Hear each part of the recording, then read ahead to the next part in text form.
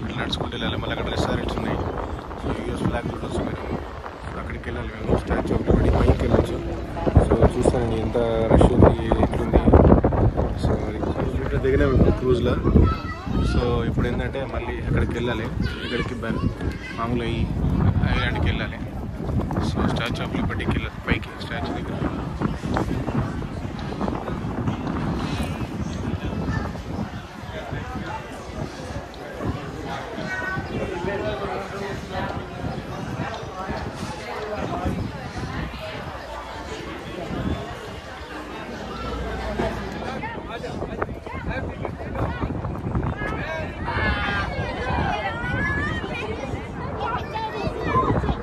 Very big, one of the biggest. Excellent.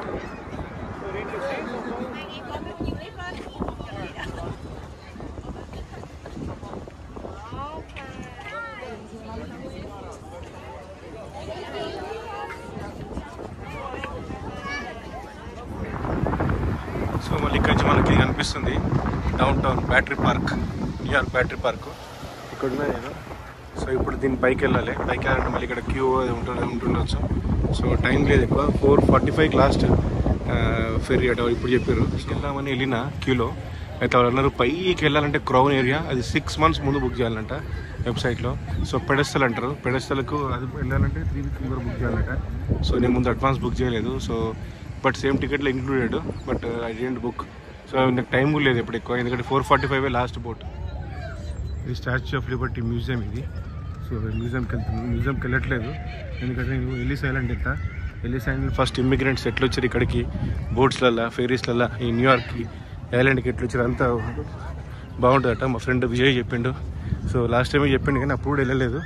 So అందుకే ఇప్పుడు వెళ్ళిపోతున్నా. సో ఇది ఇక్కడ నిలబడితే ఎల్లిస్ ఐలాండ్ బోట్ టూర్ ఉంటుంది. సో నా టికెట్లు ఇంక్లూడెడ్. సో అట్లీస్ట్ అదనే చేస్తా. 35 ఇక్కడ నుంచి లాస్ట్ బోట్ ఫెరీ ఐలాండ్ అంటే ఫెరీస్ ఐలాండ్కి అంటే వెళ్తున్నా. సో అక్కడ ఒక 1 hour చూసి అక్కడ నుంచి మళ్ళీ బోట్ పట్టుకొని న్యూయార్క్ వెళ్ళిపోవచ్చు. సో అందుకే ఇప్పుడు క్యూరెల్ వాడాలి. ఫెరీ ఐలాండ్కి వెళ్తున్నా. ఫెరీస్ ఐలాండ్ మళ్ళీ బోట్ వచ్చింది రివర్స్ పోవడానికి. ఒకసారి అది న్యూజెర్సీ బోటు. సో మనం ఏమో న్యూయార్క్ వెళ్ళాలి. మళ్ళీ బోట్ వచ్చింది న్యూయార్క్ అక్కడ బ్యాటరీ పార్క్ నుంచి. సో ఇందులో నేను ఇప్పుడు ఎక్కి ఎల్లిస్ ఐలాండ్కి వెళ్తా. ఎల్లిస్ ఐలాండ్లో కొంచెం చూసి టైం స్పెండ్ చేసి మళ్ళీ ఇంకో బోట్ తీసుకొని మన న్యూయార్క్ బ్యాటరీ పార్క్ వెళ్ళిపోతాం.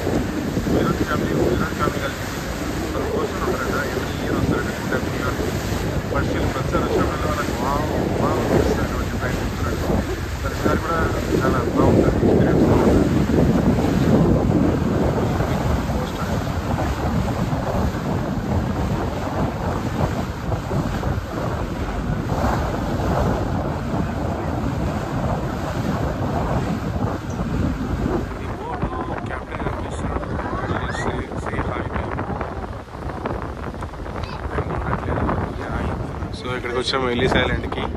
సో ఇక్కడ బోట్ యాంకరింగ్ చేస్తుంది. సో ఇక్కడ చూడండి ఆల్రెడీ జనాలు ఉన్నారు ఈ బోట్ ఎక్కడానికి. So very busy. అందుకే మార్నింగ్ 9 ఎప్పుడు స్టార్ట్ అయితే అప్పుడు వచ్చేయాలి ఇక్కడికి. సో లేట్ చేయదు. ఫస్ట్ మనం ఇది చూడాలి న్యూయార్క్ వస్తే, ఎందుకంటే వేరే కొంచెం తక్కువ టైం పడుతుంది. బట్ ఇది చాలా ఎక్కువ, ఎందుకంటే ఫెరీలు రావాలి కదా. సో ఫెరీ గురించి వెయిట్ చేయాలి. అక్కడ సెక్యూరిటీ చెక్ ఉంటుంది. మళ్ళీ ఇక్కడ రావాలి, మళ్ళీ ఇక్కడ నుంచి రిటర్న్ ఫెరీలో వెళ్ళాలి. కార్ లేదు ఇక్కడికి, కార్ కానీ మెట్రో కానీ ఏం లేదు. వర్క్ చేసేది ఉండే మెట్రో కనీసం, ఐ మీన్ బ్రిడ్జ్ చేసేది ఉండే, చేయొచ్చు, దగ్గరే ఉంది. బట్ నాకు తెలియదు వాళ్ళ ప్లాన్ ఏందో. బ్రిడ్జ్ చేయొచ్చు, లేదా అండర్ గ్రౌండ్ సీ మెట్రో వేయవచ్చు. బట్ ఫైన్, మనం వాళ్ళకి ఇచ్చే ఐడియా సజెషన్స్ ఇవ్వలేము, ఎందుకంటే ఫస్ట్ మనం ఇంప్రూవ్ చేసుకోవాలి ఇండియా ఇన్ఫ్రాస్ట్రక్చర్.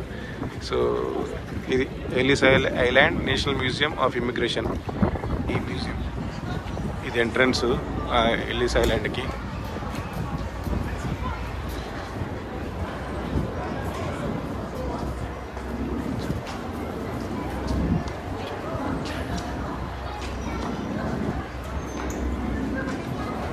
సో ఇక్కడ చూడండి, journeys the peopling of America 1550 నుంచి 1890. సో నెక్స్ట్ బ్లూ ఏమో the Ellis island experience 1890 to 1954. So red journeys new eras of immigration 1945 to present. So left side information, land variety, American family of immigration, citizenship gallery. So right side rest rooms, gift shop, elevator, ATM, theatre, second floor, everything is there. So I will start with journeys first one 1550 to 1890. So the journeys the peopling of America immigration years museum ఇది. So ఎక్కడి నుంచి వచ్చారు, ఏ country నుంచి వచ్చారు అన్నీ ఉంటాయి ఇక్కడ. But చీకటి ఉంది లోపల.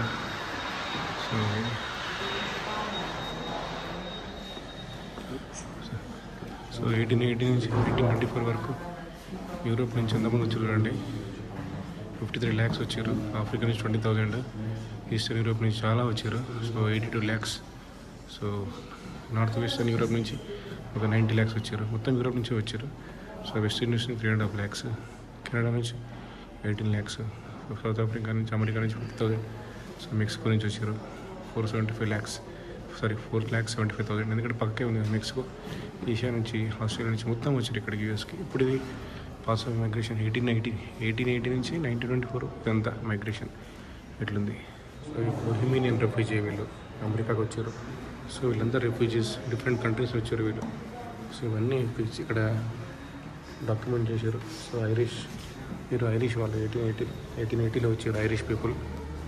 సో వీళ్ళు జమైకన్స్, అక్కడ జమైకాన్ ప్లేస్ ఉంటుంది ఎయిర్పోర్ట్ దగ్గర, అక్కడ వచ్చారు వీళ్ళు. అప్పుడు 3,50,000 వచ్చారు వెస్ట్ ఇండియన్స్ జమైకా నుండి 1924లో. 1880 నుంచి 1924 వరకు. సో వీళ్ళు ఆర్మేనియన్స్. సో పబ్లిక్ ఎగ్జిక్యూషన్ చేస్తారు చూడండి ఆర్మేనియన్స్ని. సో వీళ్ళు మిలాన్ నుంచి వచ్చారు, ఇటాలియన్స్. ఎప్పుడో వీళ్ళు ఇమ్మిగ్రెంట్స్ 1889లో. సో వీళ్ళు ఏంటంటే జ్యూస్ పీపుల్ వచ్చారు పోలాండ్ నుంచి. సో ట్రైన్లో వస్తున్నారు.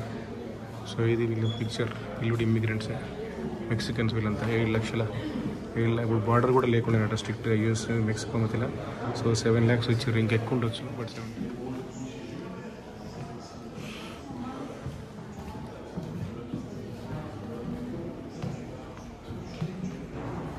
బల్గేరియన్ రెఫ్యూజీస్ వీళ్ళు. సో అట్లా అన్ని కంట్రీస్ నుంచి ఎట్లెట్ వచ్చారని చెప్పి ఉంది ఇది. సో ఇది వీళ్ళు కూడా రెఫ్యూజీస్, ఇటాలియన్ ఇమిగ్రెంట్స్. ఇది లివర్పూల్ నుంచి వచ్చారు. లివర్పూల్ ఇది ఇంగ్లాండ్. సో ఇది హాంకాంగ్. సో ప్రతి కంట్రీ నుంచి ఇక్కడికి వచ్చారు. సో ఇది మళ్ళీ పోలాండ్ నుంచి వచ్చారు, పోలిష్ జ్యూస్, మెయిన్లీ జ్యూస్ వచ్చారు పోలాండ్ నుంచి.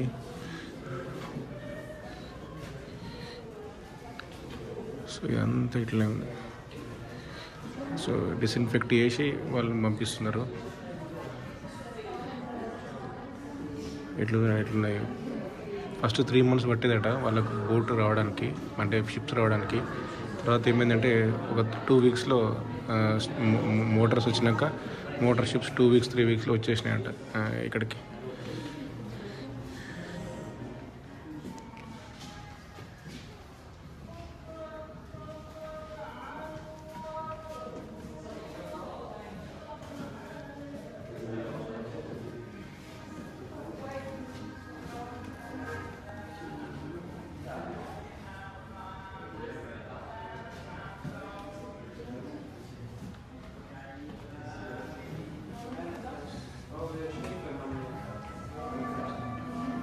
ఫుల్ ఇమిగ్రెంట్స్, పెద్ద షిప్ ఎల్లిస్ ఐలాండ్కి వచ్చింది షిప్. సో అక్కడ స్టాచ్యూ ఆఫ్ లిబర్టీ కనిపిస్తుంది.